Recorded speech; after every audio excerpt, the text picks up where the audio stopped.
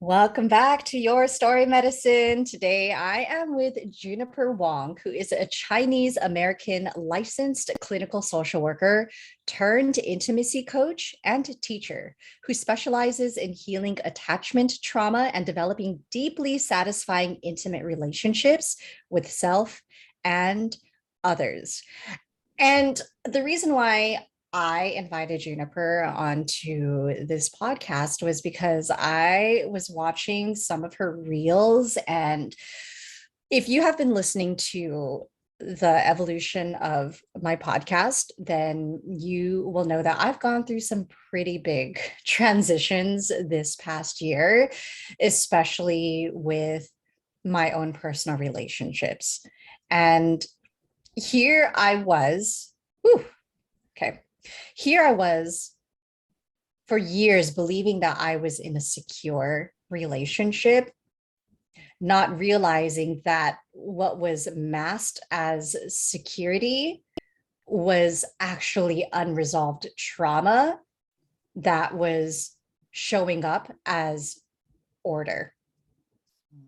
And I didn't understand, like, I didn't know anything about attachment theories up until this past year. And so when I saw this dope ass Asian American woman like doing her little dance thing on these reels, but also breaking down attachment theories, I'm like, oh my gosh, this is this is exactly what's been unfolding in my life, and I need to learn more. So Juniper, thank you for saying yes to this conversation, and for the awareness that you're bringing to people like myself about how these attachment wounds show up in our lives.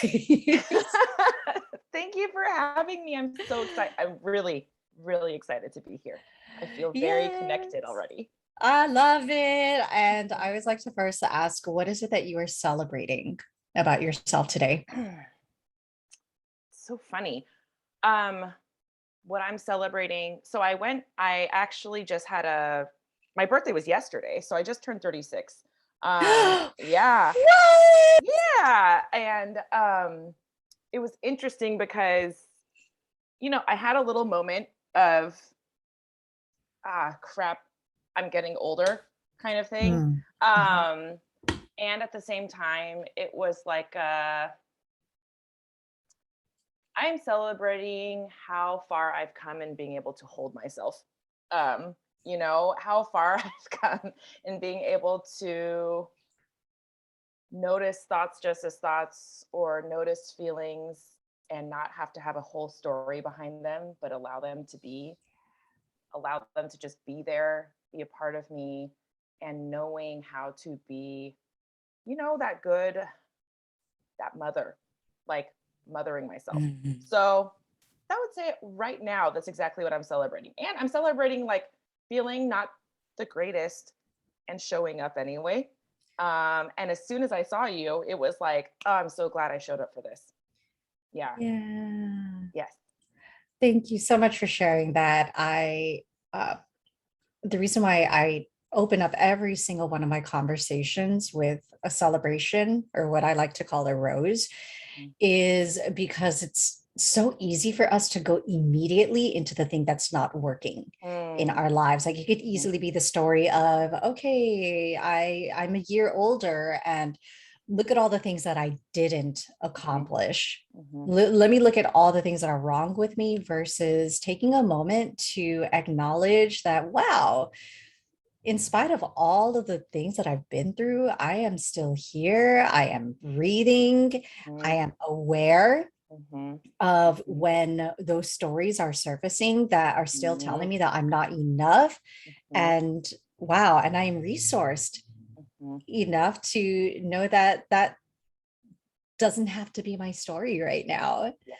So Yes. celebrating you so much for that, celebrating everybody who still shows up amidst grief, especially because we are in the fall season now, and I know things are surfacing Mhm. for folks. So I can't even imagine what it's like for people like you who are in the role of a therapist and a healer and the spaces that you're holding, unless you're like, I'm not holding space for anyone right now because I need to pour into me,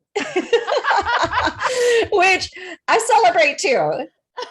Yeah, I celebrate that too. It's both for Yeah. me. It's both. Yeah. Yes. Mm-hmm. So if we can take away your title then as Mm-hmm. a social worker and as an intimacy coach, how is it that you would describe your medicine? That is so good. Okay. So medicine, I think my deepest gift definitely is in being able to bring out the authenticity in others, whether that's darkness or light. I think that there is a lot of hiding around the things that we're ashamed of, the things that we feel might not make us good enough, or the things that might hold trauma or pain in our lives. And I think I'm able to bring that out with people, either with tenderness or humor or whatever it is that they need in that moment. Um, but also, I think with the light too, because I don't know, I think in another life I was like an agent or something because I just can like see, I don't know what it is, but there's something about me where I just see in people like there's like a writer in you, or a songwriter, or a comedian, or a storyteller, or a business woman, or whatever. And I really meet a lot of people in that point of their lives where they can't see their own light clearly yet, or their own strengths clearly Mm. yet, but it's so obvious to me when I see them. And being able to, I feel like there's like certain types of creatives who make sure everything is really, really, really good and perfect before they bring it out into the world. And that's just never been, I, if I was to function that way, nothing would ever come out. And so for me, I'm definitely more the type of, well, I'm going to do this thing and it'll maybe suck, but that's cool, whatever. Just doing it. And I think that's been in on an more of like an energetic level, I would say, than something like I teach to other people. Yeah. It helps people feel also liberated to do the same. Yeah, I feel like a lot of us put this pressure on ourselves as well to be one thing, or we fall into this trap of, okay, I'm going to take this acting class, and now I have to go and pursue acting. Like, why can't you do it because it's fun, that you're Mhm, exploring a new part of yourself? Just because you take an mhm, art class doesn't mean that you're gonna establish a career in the arts, and if you do, that's wonderful too. mhm. Instead of asking oneself what kind of career am I meant to be in, like asking yourself, what is it that brings you joy? Yeah, yeah. And so much of that comes down to, again, I'll bring it into attachment. So much of attachment comes into, do I deserve pleasure? Is it safe to explore? Is it safe to take risks? Will I lose my security if I show this vulnerable part of myself, if I get into this part that is shaky and unsure? And when we don't have secure attachment, when we don't feel that in our intimate relationships, or when we didn't get that in our childhood, it's really hard to give ourselves that gift of being able to say, I'm going to make mistakes. I'm going to be vulnerable. I'm going to show up. I'm going to fuck up. And can I cuss? Yeah, Okay. it's a fuck up is feedback. And like, I'm going to do these things and I will still be deeply worthy of love and belonging and safety and security. It's doing all those things is not going to take that away. Yeah. Yeah. So on that note, let's talk about your ancestral lineage Ooh. and Hmm. how this has influenced your path today, Hmm. especially being the Hmm. daughter of, I'm assuming did your parents migrate here? Yep. Yeah. Daughter of Yeah. immigrants. Ooh, how does attachment theory show up? Oh my What God. attachment styles do children of immigrants tend to adopt? Insecure all over the map. Just all. So, do you want me to go into super brief basics about attachment, or just assume that the audience already knows? No, we are biddies. Okay. I am an Asian American who grew up with the resistance Mhm, towards receiving healing, mhm, especially therapy. mhm, My parents would never, ever, ever do therapy. mm, And mhm, why even talk about relationships? Why even talk about our stuff when the past is the past? We look forward. We focus on what it is we have now. Like mm. your relationships are just like what's most important is that you have a 401k, a husband that's either white or East Asian, who can be the breadwinner, Uh-huh. um, and that you go to school and get a good job. Yes, yes, yes, yes. Very familiar. Yeah, Ideally, yeah. as a lawyer, an engineer, what are a doctor? The If ones not a my doctor, parents a encouraged nurse. me were pharmacist and dentist. Oh, okay. Yeah, for me it was nursing. And then if all else failed, then a teacher. Though when I was a community organizer, my mom called me a social worker and and a philanthropist. That was the only way she can explain to her friends what I was doing and Uh, not feel like she needed to over explain. They're like, oh, okay, that title makes sense. Got my degree in theater, mom. Come on. Okay, so yes, let's dig into that. oh, philanthropist is so good. Okay, so my parents are mom grew up in Taiwan, dad grew up in Hong Kong. Grandparents really experienced the effects of like the communist revolution. And Mhm. so something that like honestly very recently has started coming up into me is that part of my ancestral lineage is the story of poverty. Is the story of for my dad's side of the family, his my grandfather had like a moderately successful business, but it was one of those things where when the communists came, things just they lost everything overnight. And they ended up living, it was like 9 siblings, 2 parents in a 1 bedroom apartment in Hong Kong with a shared bathroom with all the other people on their apartment floor. And so my dad really grew up with like a fierce desire to escape poverty. He was oldest son, so it comes with all of the patriarchal, um, very classic Chinese expectations of when eldest son should be.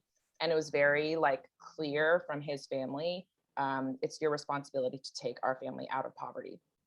And then on my mom's side, my grandfather was a general in World War II and basically had been courting my grandmother. And long story short, Japanese came one day while she was like sending him off at like the airport hangar. And it was very cinematic. He literally pulled her onto the plane and she never saw her family again.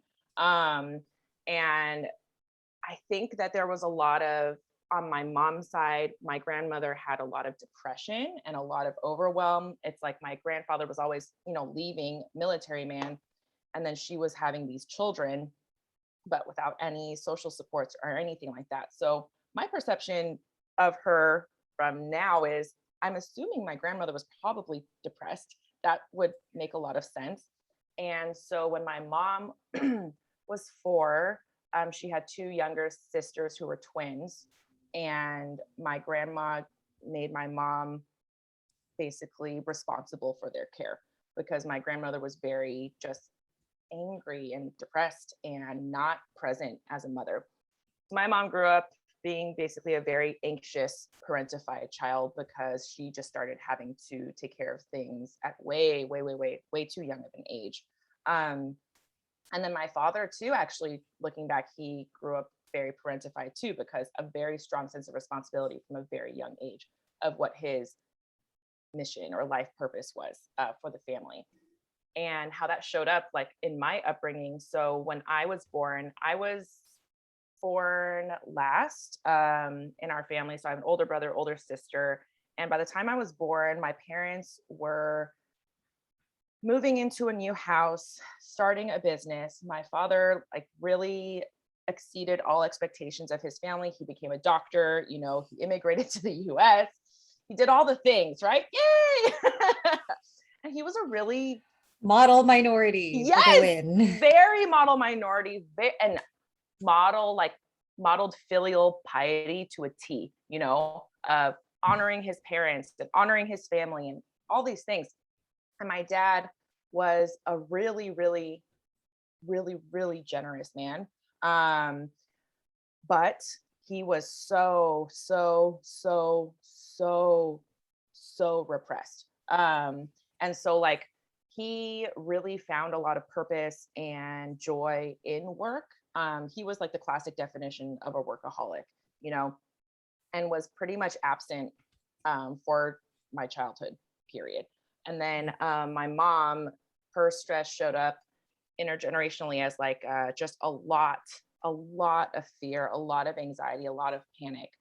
And so my upbringing is very odd, to be honest, because so my mom was helping to run my dad's business. At the time, they were starting like an office, a doctor's office. And so she didn't have time for me. I think she went back to work, she said, like 3 days after giving birth. And so they hired a Salvadorian nanny to raise me, basically, who she herself had a ton of trauma and was fleeing the Salvadorian Civil War and was Yeah. undocumented. And so she came into my life. My crib was in her room. And so I had like the layer of her things, which ended up being a lot of, honestly, a lot of different types of physical, emotional, sexual abuse. I had kind of an absent father, and then mom was just a hot mess of nerves and anger and anxiety. And so interesting because this season has been like a huge season for me of healing for things, just a different layer, right? A different Yeah. layer of the same things. And the realization came to me the other day of my parents could have hired an office manager instead of a nanny.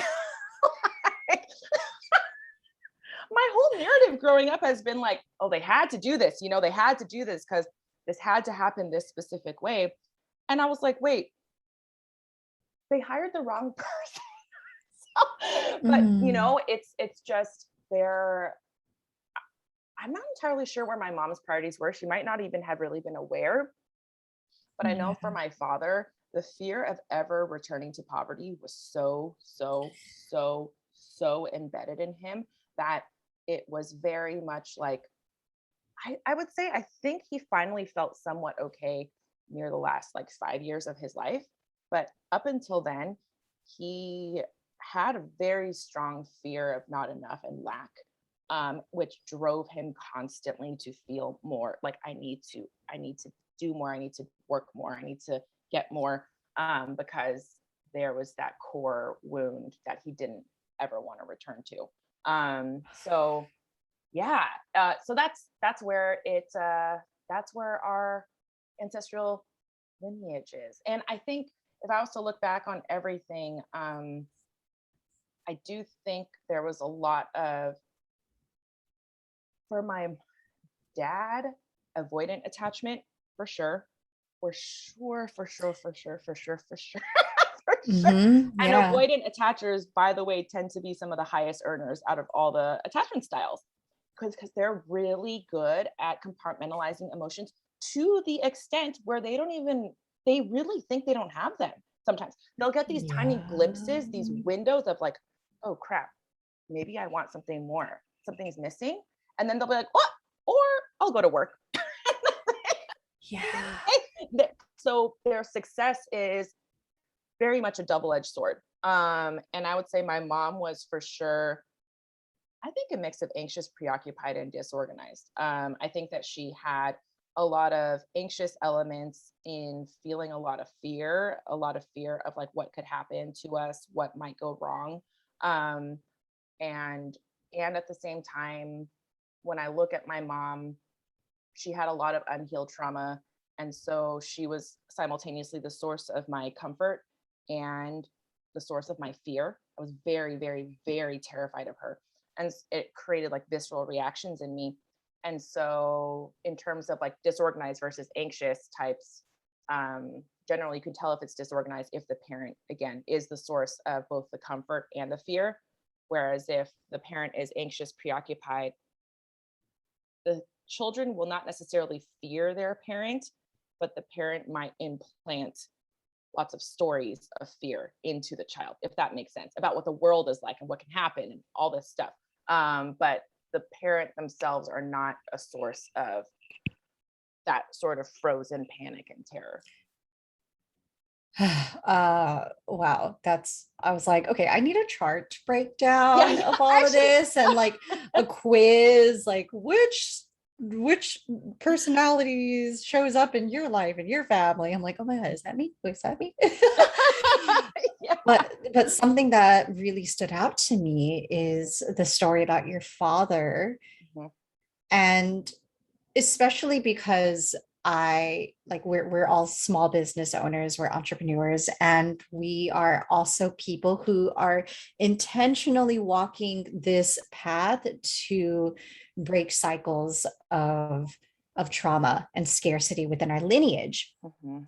And what I have learned about money, I love talking about money, by the way, you can listen to other episodes where I talk openly about it, is that most of us who grew up in that scarcity, whether it's because our parents were in poverty or they were able to achieve that level of financial security to where there's that fear that they may lose it Mhm. again.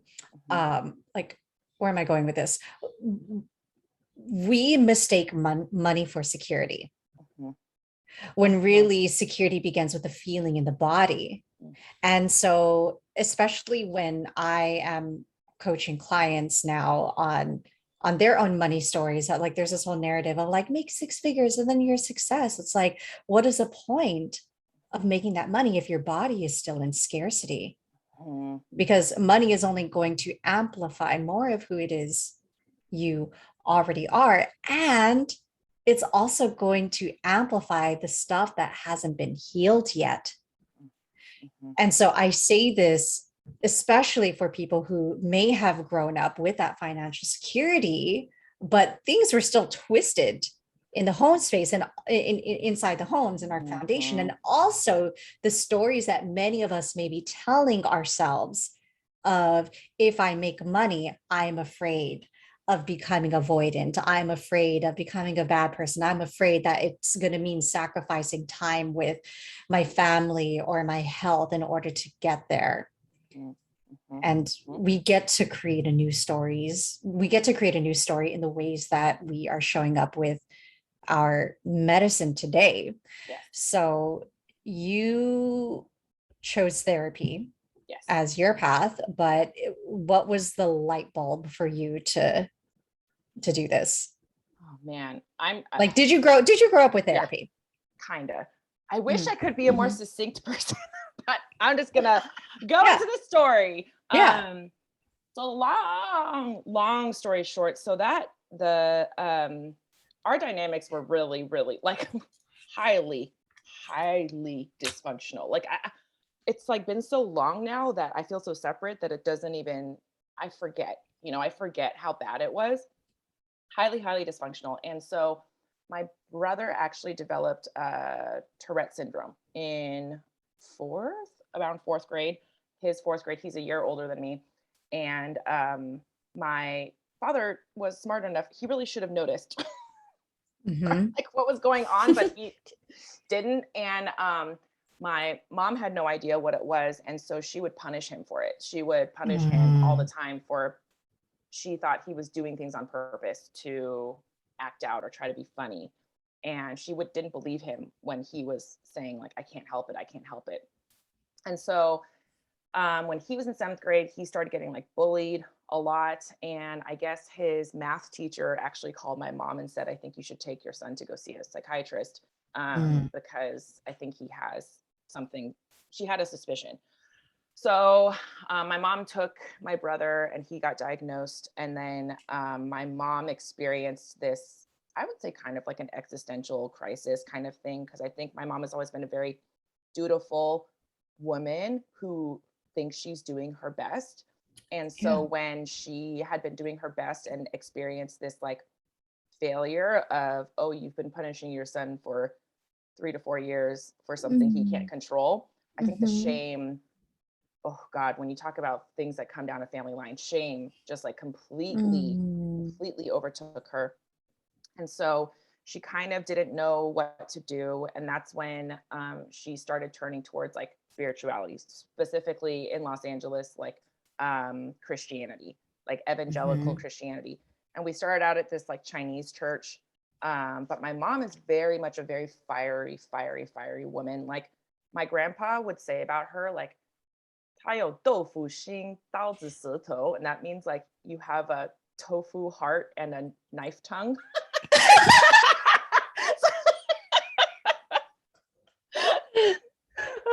So such an Asian description. So she was very sharp. She didn't easily submit to anyone, you know. So she met these pastors and she was just kind of like, ugh, they're weak. Uh they can't They're help too me. soft. Yeah, they're too soft. They can't help because at that point, I think her mama bear came out. She had a lot of shame, but she was also like, I need to figure out how to help my son. I need to figure out how Yeah. to undo the damage that has happened, you know? And so then we got introduced to this church through one of my mom's employees that was this heavily charismatic Christian church run by like a Jewish couple who had converted to Christianity. It was really interesting. It was in the Valley, for those of you who are familiar with LA and Van Nuys, really close to all the car dealerships. And like it was so interesting because we went to that church where we were the only Asian family. And Oh. so how old was I? I was like 12 or 13, and we started going. And the pastor's wife was a licensed marriage and family therapist. And so she crossed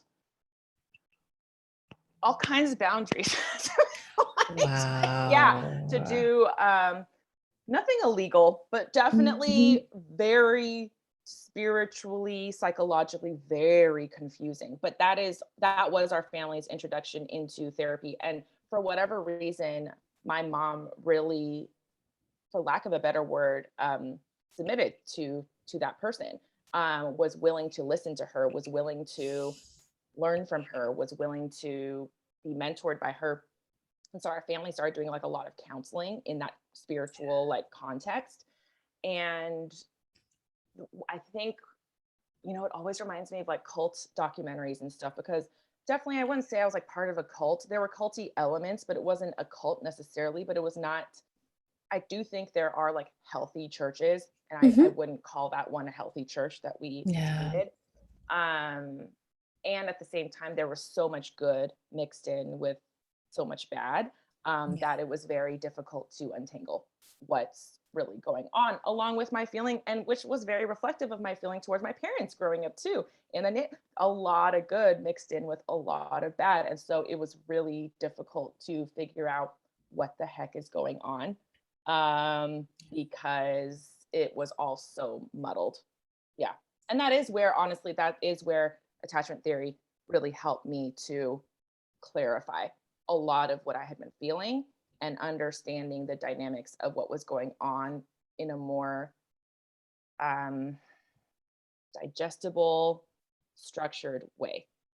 Because it was really hard. I don't think at that time in the 90s, necessarily early 2000s, or at least with the people I knew, it was either like, oh, your parents are horribly abusive or they're pretty good. There was a lot of paradox and a lot of gray area and a lot of ambivalence that I think especially children of immigrants feel towards their parents that I don't think is often discussed or was often discussed at the time. Yeah. And I can't even imagine how emotionally exhausting it might have been to It, be able to explain your story without feeling like you're being put under this, I don't know, like you're a spectacle where it's like, mhm. oh, this is going to be a very interesting case study.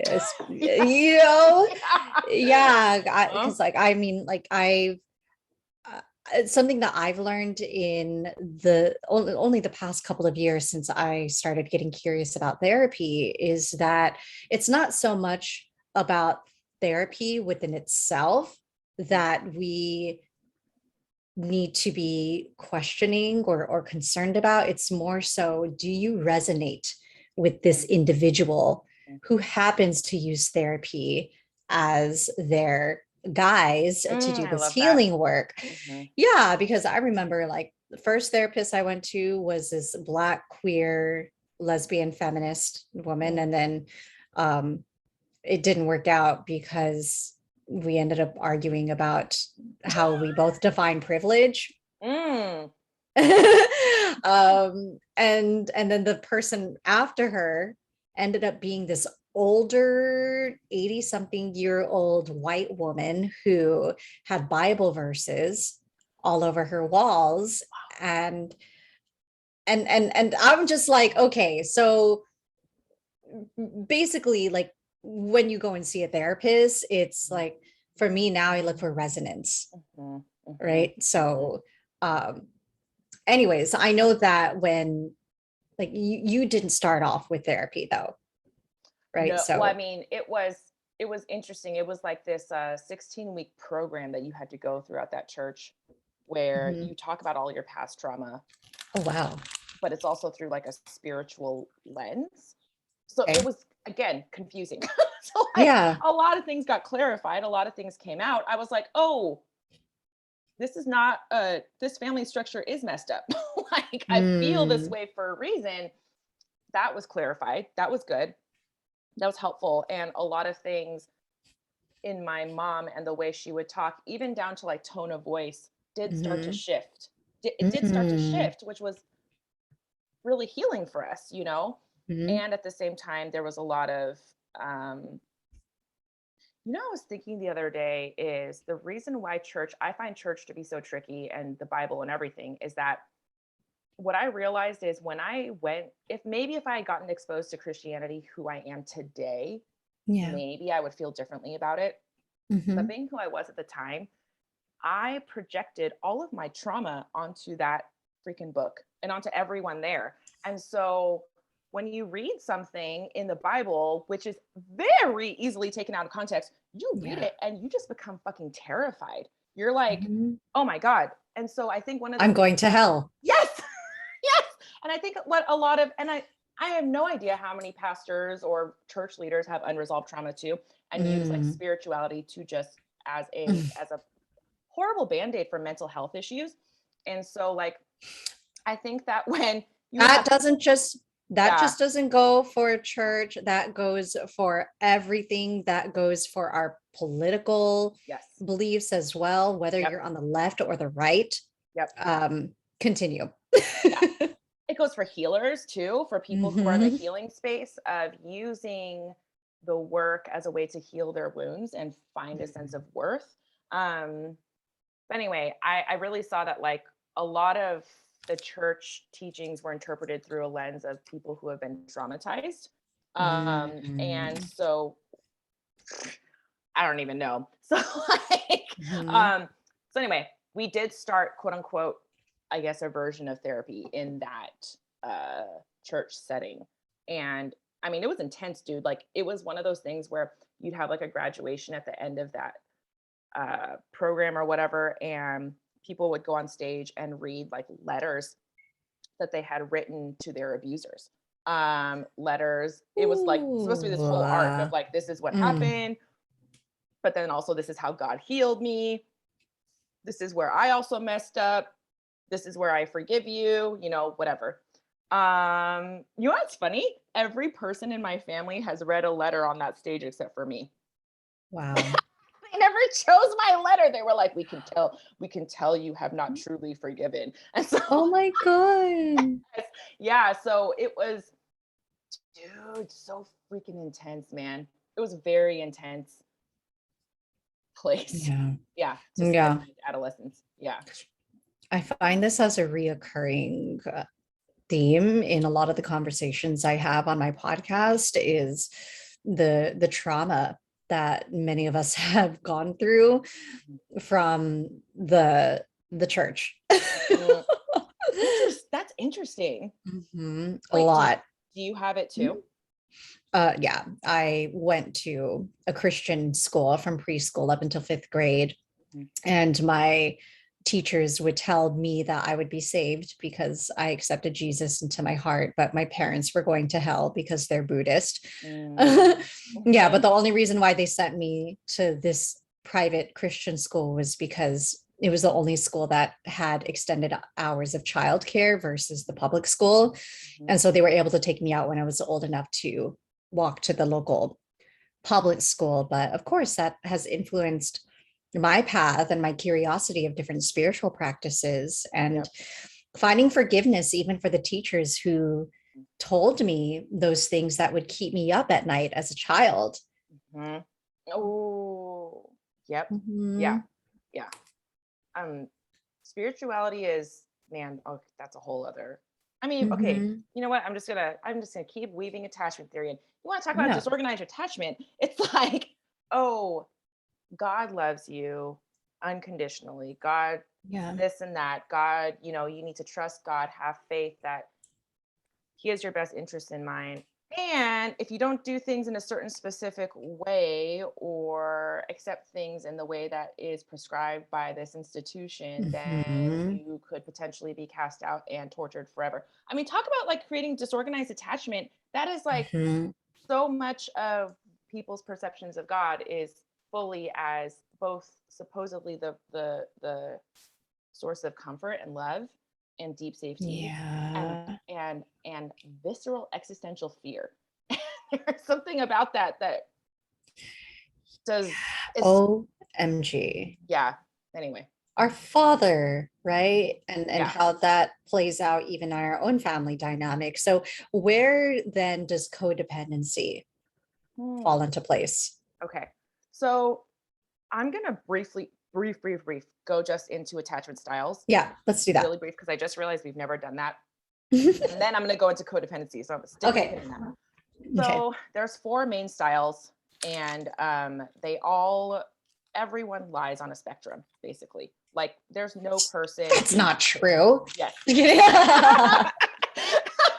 And it might be obviously most people have one.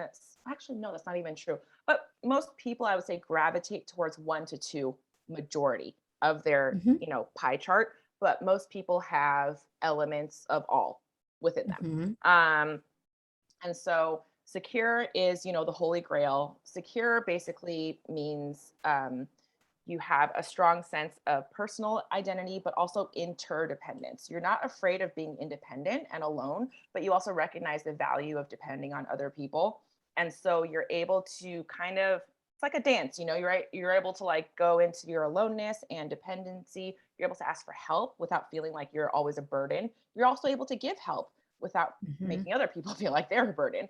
Um, Yeah. you're able to ask for what you need. Obviously, secure people still feel rejected and lonely and insecure and stuff like that. But the difference is they feel worthy enough to feel their emotions.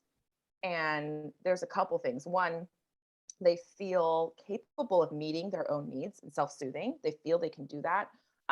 However, they also feel worthy of asking others for help in meeting those needs. Mm, Of saying, "Hey, I've been feeling really distant, or I've been feeling really sad. Can you hold me? Can you mhm. can you touch me?" They feel very comfortable asking for those things. And at the same time, if their partner's not available, they feel very comfortable soothing themselves and doing what they need to do to take care of themselves. And Yeah. so that is a very brief overview of secure attachment. And in general, what they grew up with was a parent who was able to be relatively consistent. They say the parent mostly just needs to be consistent around like 50 to 70% of the time, because it's not about having a perfect parent who is always like, "Oh, I love you. I'm never stressed. I'm always here." It's not like that's not Mhm. realistic, but it's more about just having a parent who overall the child could trust would be consistent in their reactions, in boundaries, but also being attuned to when the boundaries need to be set, if that makes sense. Like, Yeah. again, it's a parent who maybe they might see their child uh, screaming and yelling, and that's not something typically that the parent would say is like something they should do at a restaurant, let's say, right?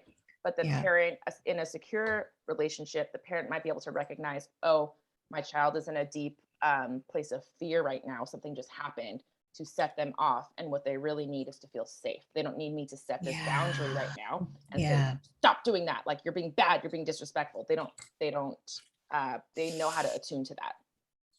I would say Asian parents as a I whole. was like, my face, if you're watching the video, my face is like, there's such thing as parents responding like that.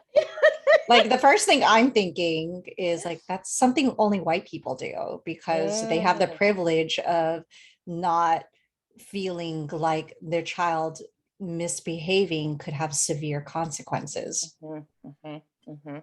Yes. And the thing is, like, I don't know about, again, I can only speak for like my family's lineage. I do know though for sure, even back in like Taiwan, that's how my grandma raised my mother. Um, Mm, where if because my mom was tasked to take care of all the younger kids. So if they were causing noise, if they were causing trouble, my mom would get punished for it because they like woke my yeah. grandma up from a nap or gave her a headache or Mhm. something like that. And it was just, oh God, it was very dysfunctional. So like, and so that kind of came down, in my family tree to the way my mom raised us too. Mhm. Really wanting us to be essentially little soldiers, little dutiful Yeah. soldiers. So, and I agree, it is mostly something you see white people do. And at the same time, I do wonder in terms of, I would love to one day be able to travel to like different cultures, different countries, specifically to see attachment through different cultural lenses and different Mm, socioeconomic statuses. Because I do yeah. think there is something very alienated about American culture, very Mhm. divided, very separated. And in some ways, depending on this culture, depending on the country, I think that it's the idea that like in America we're the most spiritually impoverished of Yeah. all, Mhm. where socioeconomically other communities or societies might be less well off, Mhm. but the kids might be raised with more security because of the communal aspects, the Yeah, that part. and like the more presence in the home of safe Yeah. adults. So it would be interesting for me to see. And I know there's been a lot of cross-cultural studies on attachment. Mhm. I have not had time yet to dive deeply in, Yeah. but I've kind of skimmed some of them. Yeah, it's interesting. So it's safe to say then that a lot of what we know about attachment theory is still under this Western framework versus looking at how potentially other cultures may have a different approach. I'm Mhm. not quite sure. And it's just like I think it is important to keep in mind the ways that maybe even um, abuse has been normalized Yes. in some cultures. Like one of my friends, the creator of Latinx parenting, her whole movement is on ending chancla culture. Mm, I love Yeah, that. and there's Yes. some people who are so gung-ho about defending this because it's in our lineage when it's like let's actually look at the roots of where colonization introduced violence as the norm. uh, but let's go into the other Yes. attachment Okay. theories. So there's Yeah. secure and then So that's there's secure. what are the And other ones? then Mhm. the second one is anxious ambivalent. And let me go really quick. So the core fear of people with secure attachment in general, like the deepest fear that they meditate on or could potentially meditate on if they did, they tend to react when there is an actual possible threat happening.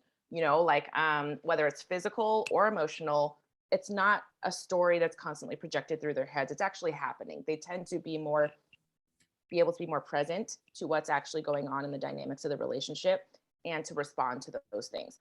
If we go next to the anxious ambivalent type, their core fear that is always it's almost like background music tape running in their head is Mhm. the fear of separation, either physical or emotional. And so they were raised with parents who A few things. Either one, were pretty inconsistent, like their moods were hard to tell when you would please them. Sometimes would be loving, sometimes cold and withdrawing. Again, you see this a lot with Asian parents where it's like you might get very closeness and praise when you quote unquote get an A. And then if you don't do that, then there might be coldness. There might be, there's stories I've heard of like people getting ignored by their parents for months because they didn't. And it's just this very coldness. It's not necessarily, it's not technically abuse necessarily, but it's Mhm. very cold and terrifying and painful for a child. Um, they might have also been raised by a parent who used the child to satisfy their own needs for closeness. So, what I mean by this is this happens again. I see this a lot in Asian families where the parent is terrified that something might happen to the child. The parent is terrified that the world is not safe, that the world is a dangerous place. And so they try to keep their kid very, very, very safe. But ultimately, it's not necessarily for the benefit of their child. Their child might really have a strong innate desire to explore and try new things and meet new people. But the parent keeps them very close because they need to soothe their own anxiety. And so that your face. Yeah. Yeah. And so that is another source of anxious ambivalent attachment. And then yeah, that's about that. Actually, I forgot there was a third thing, but maybe it'll come back, but I'm just gonna Mhm. keep going. Anything? Mhm. Did you want to say anything? No, I'm just receiving. Okay, cool. And if you look, I know you do a lot of nervous system work. Mhm. Anxiously attached people in general, you'll see that their nervous systems are hyperactivated. So Yeah. they tend to really be in a lot of times fight or flight mode. Also, there is actually a lot of freeze too. So they might be in the sympathetic Mhm. or dorsal Yeah. parasympathetic. So they Mhm. tend to be kind of, it's almost like things happened. They didn't know how to move through that. And also, there Mhm. was constant messages of threat, perceived threat, even if it wasn't necessarily a reality. And so Yeah. that has really affected their nervous systems to constantly be on alert. So something for anxiously Mhm. attached people to really watch out for is they are really in tune with shifts in the emotional temperature of their relationship. Their intuition is actually really good for sensing things, but the problem is they oftentimes jump to the wrong conclusion. So they might sense that suddenly there might be some sort of distance, or there might be some sort of anger in the air, or some sort of Mhm. tension. But what they tend to do is personalize it. And the key for this is recognizing my intuition is correct. I am sensing something, but not allowing themselves to jump to the conclusion that they've done something wrong and that the relationship is wrong, and to develop the communication skills to communicate to their partner like, Mhm. this is what I'm picking up, this is what I'm sensing, and being able to be open to what might actually be going on. It me. It's me. I'm anxious. But when you're dating somebody who is avoidant, Mm, yo, yes. You want to go there then next? yeah, let's go there next Okay, because I'm healing from that. that's As good. well, and here's the thing, because I told myself the story that I was secure, but then after Mhm, hearing about these things, I'm like, oh my God, I was anxious this whole time, mhm. wanting so badly to repair harm and to rescue somebody who was in deep avoidance. So yeah, Mhm. what's that about? So when we talk about codependence, you see this a lot. A lot of people hate the word codependence. I love it. I love the word because I'm like, yeah. I'm like, dude, it's what I was doing. So cool. Oh my god, I love that book. I'm I was holding a thinking book that that part. says Codependent No More. I Yes. haven't read it yet, but I have it as a resource. Uh huh. I actually I recommend it to people too. Nice. So I like that book. Um, So codependence, you see this, I would say, very often between anxious ambivalence and avoidance.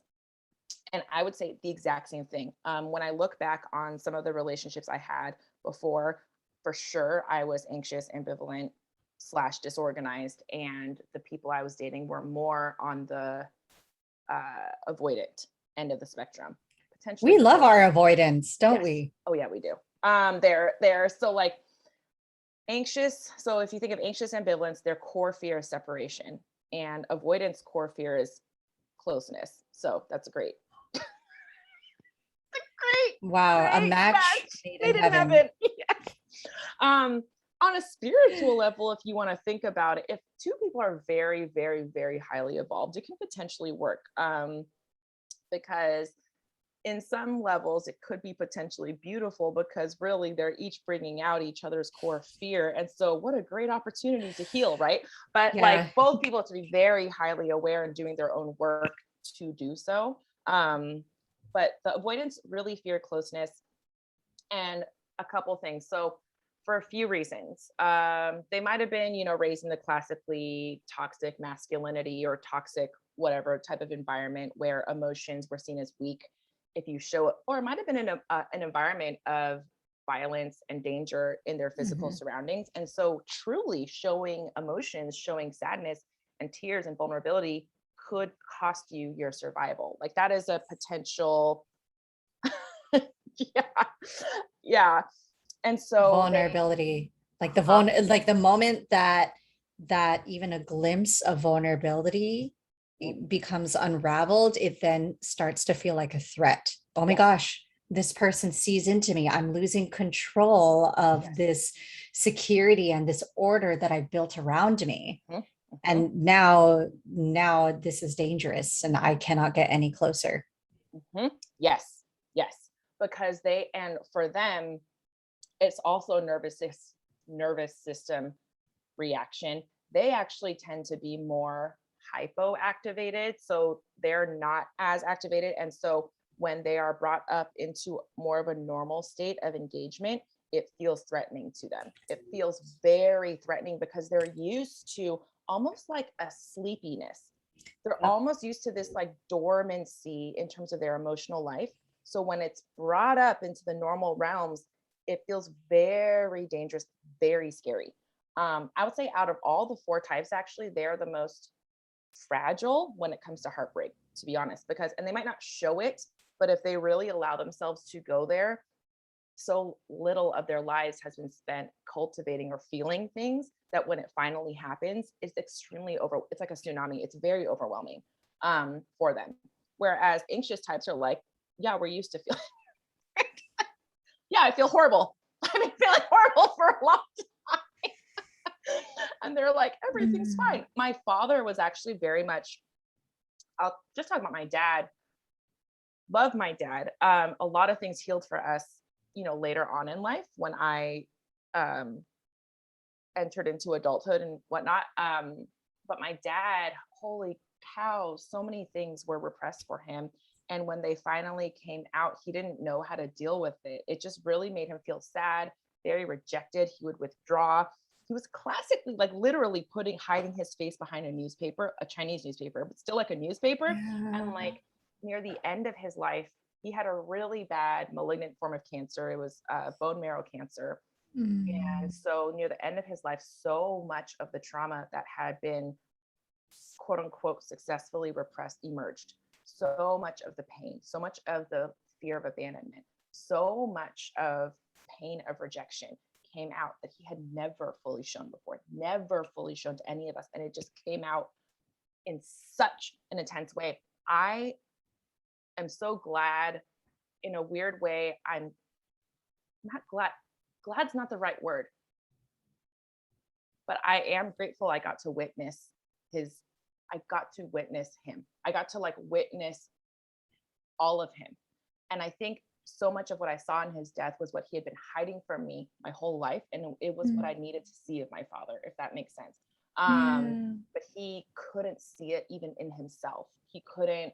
And it sucks for him because like it only came out of him when he had no more capacity to even learn how to Mm. deal with it himself. It was just pure pain and heartbreak and grief that finally emerged for him right before his death. So anyway, so avoidance, Mm. they might seem like they're fine. Trust me, they're not fine.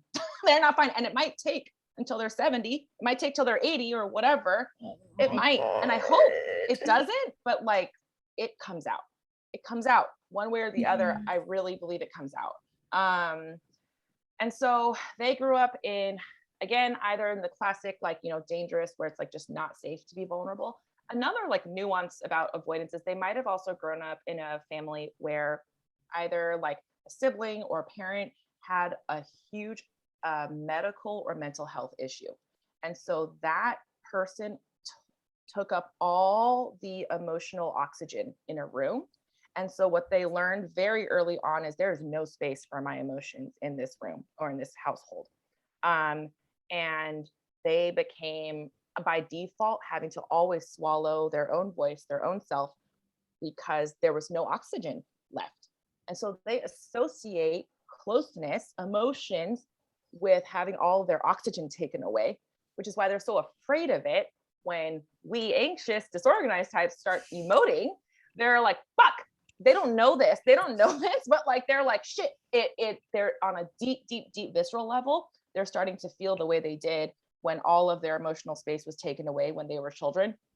And they're like, I don't want anything to do with this. I don't want anything to do with this. So the problem is, same with anxious types, they overcorrect, then they withdraw, which causes the anxious type to really feel like, oh, I need to pursue.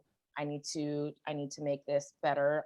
Maybe they personalize it. They think they did something wrong, or maybe the anxious type doesn't know how to handle that space and fully understand what's going on.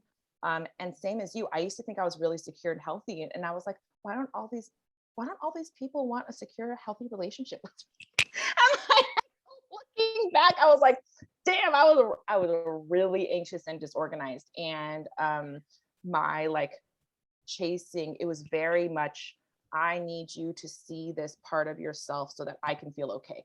I need you to see what you're doing so that my emotions become regulated.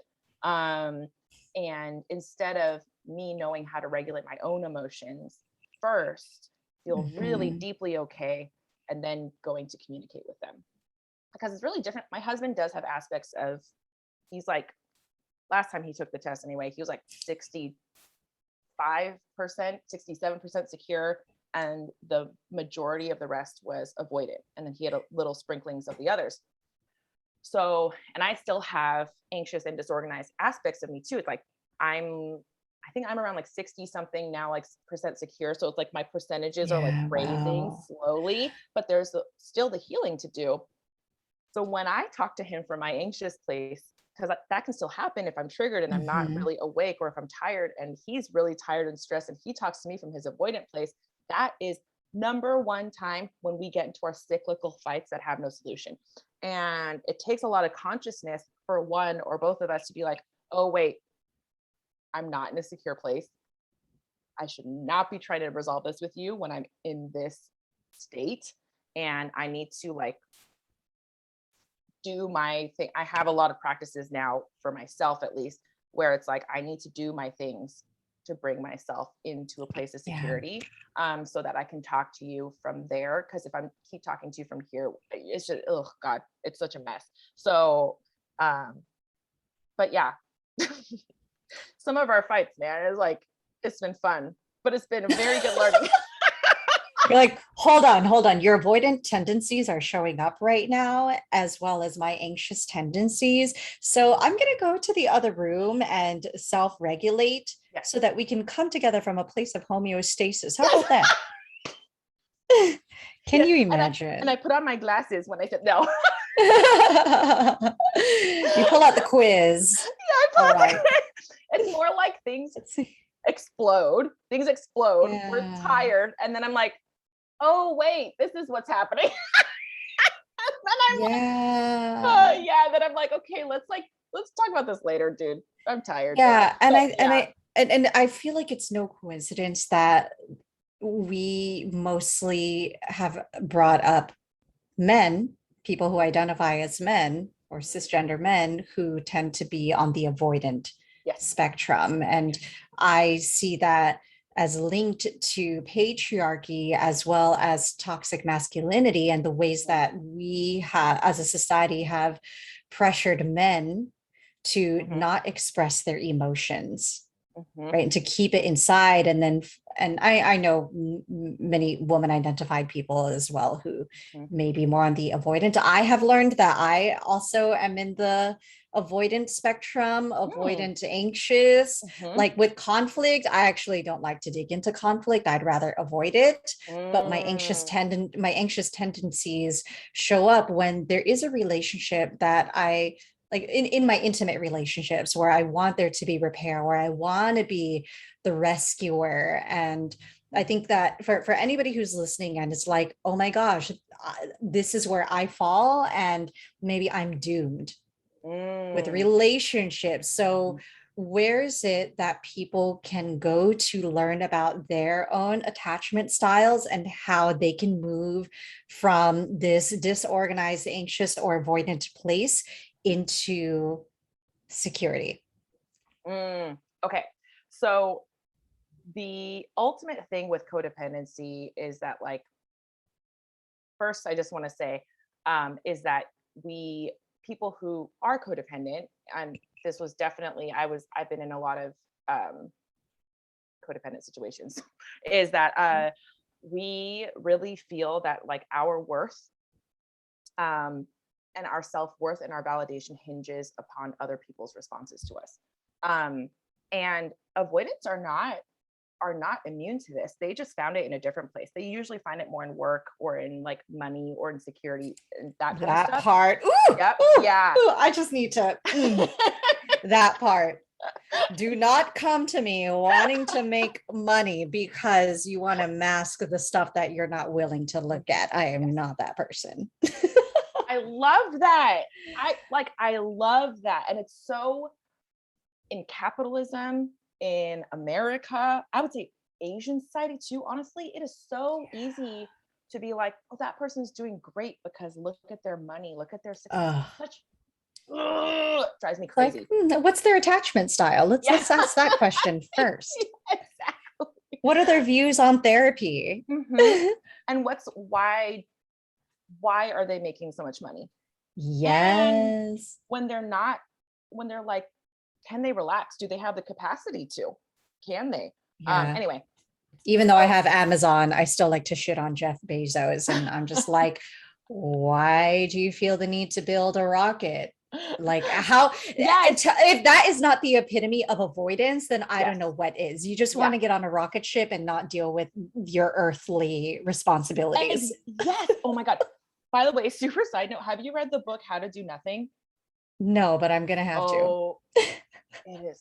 She literally is talking about that. And the entire premise of the book is, how do we, okay, so obviously most of us are not called, one, to go away on a fucking rocket ship, but two, like, most of us are not called to, like, be a monk or a nun, in some Yeah. place. And so it's like, if we are going to live in this world, how do we, like, live in this world, contribute without being, um okay, honestly, this does make me think of a Bible verse. It's like being in the world, but not of it.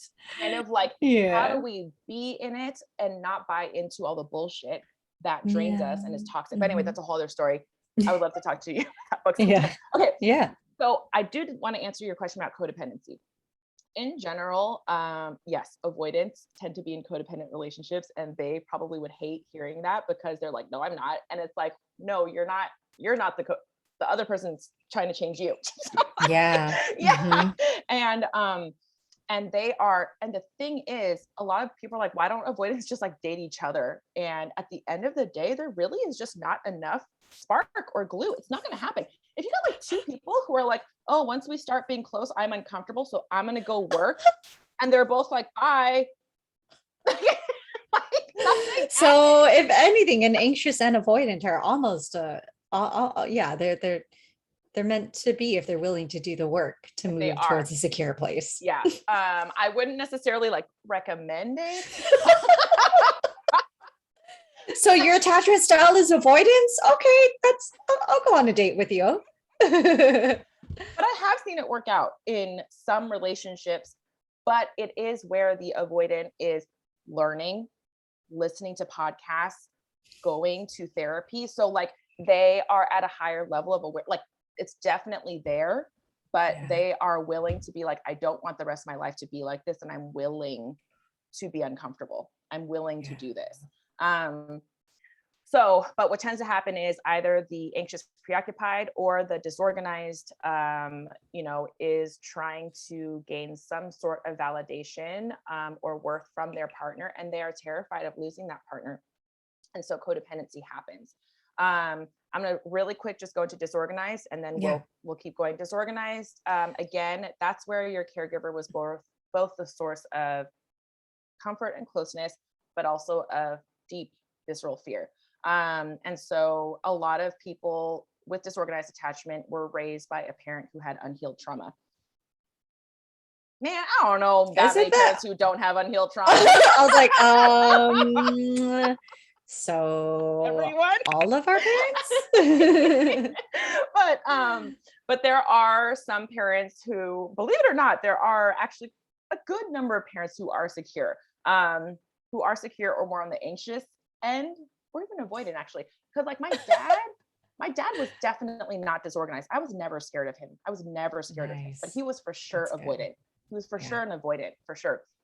And so what happens with disorganized, what they are afraid of, actually, which is really interesting. So they both crave closeness and are afraid of it. So a lot of people develop more disorganized attachment later on in life because they've been in crappy, maybe traumatizing relationships. And so then they start to do the push-pull of come here, I want you, go away, I hate you kind of thing. And what they're actually afraid of is calm, which is really interesting. It's like boredom is not something they like. They don't like boredom. It really freaks them out. Boredom, consistency, peace, sameness. Disorganized types are the type classically where they might try to pick an argument. I don't even know if they're doing this consciously all the time, but they might. I am guilty of this, by the way. They might try to pick an argument just to test how much they're loved. It's like this simultaneous way to push the person away and test how much they love them. Yes. Oh gosh, that reminds me of the memes of women, like just like men who are like, it's just like, is everything okay?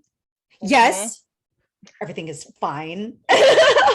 Like clearly not. And then I also see that as the inner child's tantrum coming out, that's saying like, I want you to know exactly like what is happening inside of me without me needing to tell you. Yes, exactly. There is that. And they very much can be highly reactive people. They are the most, out of all the types, the most yelly, aggressive. I would say, again, with no judgment, because this was definitely part of my style, dramatic types. And so here, I'll give an example. Like an anxious type would not do this, but a disorganized would. I know for me, a big part of things was kind of like, if I sensed at a certain point, I became this way where it's like, if I sensed I might be getting rejected, my ultimate instinct was kind of like, well, I didn't want you anyway. Like I'm better off alone. Bye. Oh, that's you. Whereas anxious types really don't do that. Anxious types are really like, I will love you forever and you will heal because of my love, And so it's like, they both sound like me. Damn it. You probably have elements. I'm going to send you a quiz, or that's a link that we can include in the notes. Okay. But you're on the spectrum. Well, we're all on the spectrum. I know, right? Elements of both. I'm more like in a kaleidoscope. Like it's like more like, do I feel like being secure right now, or do I feel like wearing this anxious cap? Like it depends relationally where I'm at too with this other person. Yes, very, that makes a lot of sense. Yeah, okay. And I also know that you have this course that's coming up where we dig deeper into these attachment styles as well as moving into a more secure place. So tell us more about that. Yeah. So we're actually in the middle of one cycle now, which has been really great. And then we're starting a new cycle next year in early 2022, exact date to be announced. Okay. on my Instagram. But yes, so we do have a course, and it dives into attachment theory. And the fundamental premise of all of our work, our baseline, is all the behaviors are meant to communicate a need, no matter if the behavior makes sense or not. All behaviors are communicating a need. So ultimately, the fundamental question that we're aiming to answer is, how do we help you meet your needs and feel that your needs are deeply being met, so that the maladaptive behavior, the constant texting, let's say, or the withdrawal and the shutting down, that you don't feel like you have to use these behaviors any longer to meet your needs. So we really approach things through, I would say, like holistic lens, which is a word that's really tossed out a lot, but like one, through the mind, really working on narratives and how do we change, then how do we see the narrative that we've been playing our whole life? How do we see ourselves as a character within a story, Yeah. and see the narrative and how has it served us? But also, if we are the author of our own lives, how do we want this narrative to change? Because to say like, oh, I'm just the kind of person who just like goes to work, I'm just not the kind of person who talks about their feelings, or vice versa. Yeah. I'm just the kind of person who's really intense. I'm the kind of person who like needs to explode. And then we have all these narratives about the kind of people we are. But Mhm. anyway, so narrative, working on changing the narrative. Second part is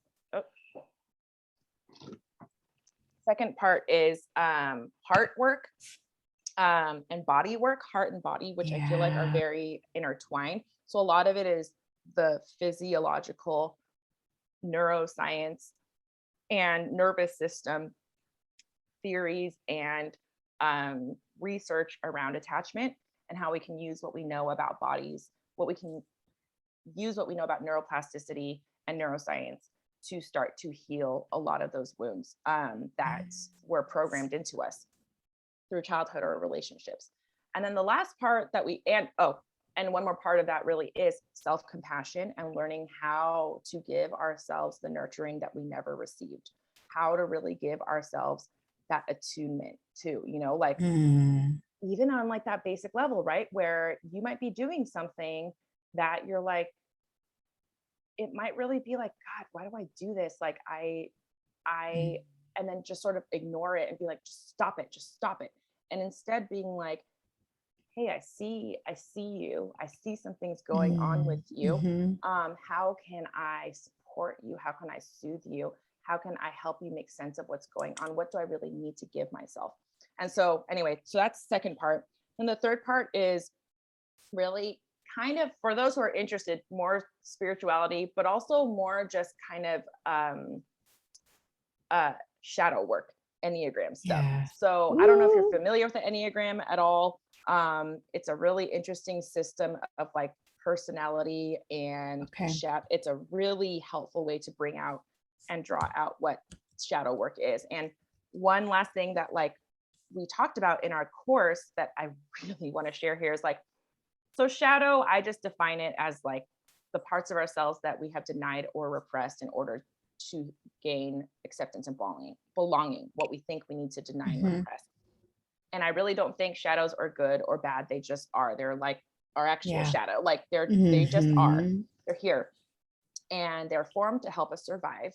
And one of the reasons why this course is really for people who are like ready to do freaking deep work, man, because it is very courageous to do these things, and face these things. But one of the best things that happens when you really come to terms with your shadow is you no longer become derailed by your shadow's attraction to something or someone that feeds it, but isn't Mm. actually good for the whole you. And because so often it's like we meet people and we are like, this is my trauma and this is your trauma and our trauma fits, and look at the chemistry, look at this Oh, chemistry. yes. And then let's just call it love, why don't Yes, we? yes. And so it's really coming to know that, and also though coming to know how your shadow comes into play with relationships. I'll give you one brief example. So like there's a couple um we are working with, and like one of the things that one of actually both of them have discovered through looking at Enneagram work. One of them has discovered, wow, I am a giver, but my Mm. motivations behind giving is all about pride. I think I know what's best for them. I think I know what they need to do. And I it's not humble. Like, and that's why Yeah. my partner reacts in that way, is because probably on some level, even though my partner doesn't know how to say it, my partner knows like this is something about this doesn't feel good, doesn't feel right. Yeah. Whereas your partner is coming to an awareness of their own shadow of being self forgetful, in the sense that it's too tiring to do the inner work, so I'll just sleep. Or like whatever, and really coming to realize I do need to start being more proactive and being more aggressive with like the way that I Mm. use my energy. So it's really interesting with the Enneagram, because the direction of growth is so unique for each person. Mm. Yeah. So this is a program called Deep Intimacy. If any of you have found value in just a basic introduction into attachment theories, and maybe you're in a place where you want to improve your relationship, whether that is with your family, your intimate partner, and most importantly, yourself, just know that this, I mean, I'm assuming that this is exactly why this was created, and to let go of the assumption that those of us who are in these roles are secure. Like, we're doing this work too. This whole time Mhm. I thought I was secure, but Mhm. really it was my anxious tendencies that that mistook my reactions for security, Mhm. even with avoidance, right? Because that was a big thing that I recently learned with avoidance, is that a common trait of those in avoidance is being extremely orderly and Mm. clean. But then the Mhm. moment that, as we mentioned earlier, like emotions are are opened up, it becomes a Mhm. threat. And there's many people who may be listening that may be mistaking that sense of security for threat, because it's not something that we're used to. So how is it that we can feel safe and regulated when we are introduced to what a healthy relationship is supposed to feel like, Mhm. especially if we weren't given that as a Mhm. tool growing up with parents, Mhm. especially if you are a child of immigrants with parents who never had the chance to seek therapy. And if they did, was it somebody who understood their upbringing and their culture, right? Which is why, like, we get to be the ones that we've been praying for. So Yes. I'll go ahead and put that link in the show notes. And otherwise, Juniper, that was another question I wanted to ask. Like, Juniper, what Asian parents name their kid Juniper? That's so badass. I mean, my mom named me after the month I was born in. I mean, way to go, mom. You want to know the real story, actually? Yeah, why Juniper? It's like kind of embarrassing. My parents did not name me this. so, Oh, okay. so Is a chosen name. my mom is the same thing. My mom was like, my eldest daughter's name's Jessica. Young middle one's Jason. What am I gonna name my third? Oh, I heard the word Jennifer once. 'Cause Damn. yeah, and so my name was Jennifer Wong, and so when I was choosing to like start my own business and start putting myself out there, there's actually like a Jennifer Wong who's a comedian. There's like a Yeah. Jennifer Wong who's like a poet and a writer. There's a Jennifer Wong who's like a book author for like tweens. I was like, dude, I'm not doing I'm not doing it. Yeah. So one of my nicknames is actually Juniper. And there's a song Nice. called Jennifer Juniper. So I was like, Mm. this is cool. And then I looked up what junipers are, and I was like, yeah, Yeah. that resonates. I like it. Mhm. They're I so like it. medicinal. I love Yeah. it. They're so resilient. They grow in the middle of the desert. Mhm. And yeah, I love making juniper tea out of the juniper trees that surround our little family home in the desert. Ooh, And so juniper makes me feel so at home. I feel like that is I a love that. plant ally and an ancestor in my life. Mhm. So, what is it that you're doing to stay grounded yourself? And what is it that you're learning to release? Okay, good last questions. I recently traveled for the first time in a long, long time to Mexico City. And I think one is opening myself up again to new experiences. That's been a huge part of who I am. And I can't necessarily always travel, but I think being open to something completely different and allowing myself to go back out into exploring like culture and arts and dance and things like that, things I've really missed that I forgot I missed because I Yeah. became very lazy, very, very lazy. And then during the most intense parts of quarantine. And then in terms of being grounded, I'm actually starting a somatic dance and movement workshop up in this area because I've been feeling after traveling, I really felt the pull to connect with people in person. And so much has Mhm. been done online. And I really want to be around the energy of other humans. And so that dance and movement has been a big, big part of me getting grounded again and community. And then the last thing of what am I trying to like learning to let go of? Yeah. Mhm. Okay. Um, oh my gosh. Number one thing for sure. And I know that you work on a lot of this with a lot of your clients, scarcity mindset, like 110% Mm, down. Yeah. mhm. Healing a lot Yeah. of that. Healing the fear of there is that I'm not afraid anymore of like being abandoned in the current moment. I'm kind of like, if I Yeah. get abandoned when I'm like 36 or 50 or even like 60, that's fine. Or is that fine? I'm like, cool, cool, cool, whatever. I'll figure it out. Right. I have this like deep, deep, Yeah. deep, deep, deep seated fear because the people in my family live for freaking ever. I'm like afraid of being like 90 something and like I'm a huge burden and nobody wants me and I have Mm. no savings and I'm just like destitute and I'm not strong or like physically or mentally strong enough to like continue to earn money myself. Yeah. That's the deep thing that I am like really, really, really, really needing to heal. So I've been working on that Mm. and letting those things go and allowing it to be the process that is. Look, I got you. Like me and my other friends who are in our 30s, 40s, single with no kids at this point of our life, in spite of the abundance of love spectrums we've been able to experience, Mhm. we might just be these badass elders who end up buying land I with a love bunch of that. rooms for us to care for each other until we become ancestors. So just know that that is an option. Okay, I'm gonna include that in my visualizations. I'm not even kidding. I love that you Yeah. because I've talked about that with my friends before too. And Mhm. I think something I really want to start intentionally looking for is people aging with joy. Like Oh, yeah. I really need to see that. And it's not really something I've seen with my Mm. family. And so, and joy and power. And so, Yeah. I'm looking for that, really Mm. looking for that. Yeah. So I actually feel called to just take us right there. Okay.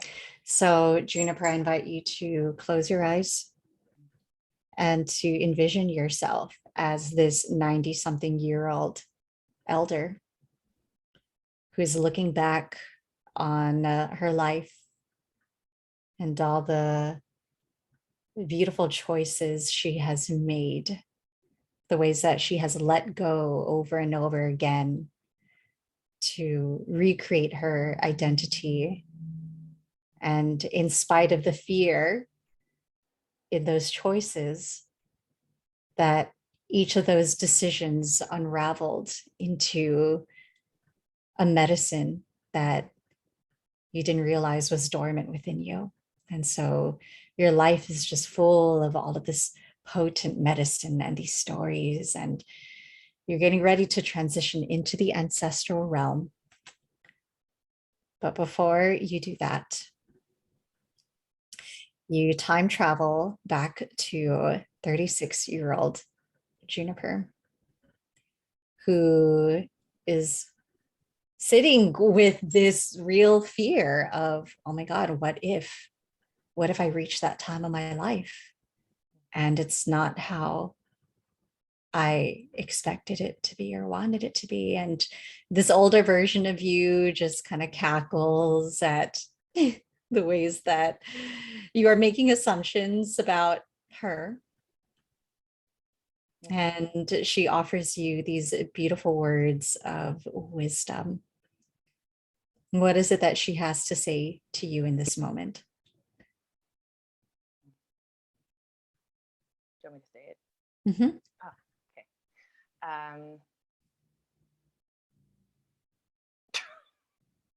Basically, it's just like you silly goose. Basically, it's not really so much of what she's saying. It's like an energy, if Yeah. that makes sense. Yeah. Because she's so happy, very happy, Yeah. wrinkly, happy, full. Lots of. I see a lot of children running around, actually, like grandchildren. Yeah. Just full. Can't explain it. Yeah. Yeah.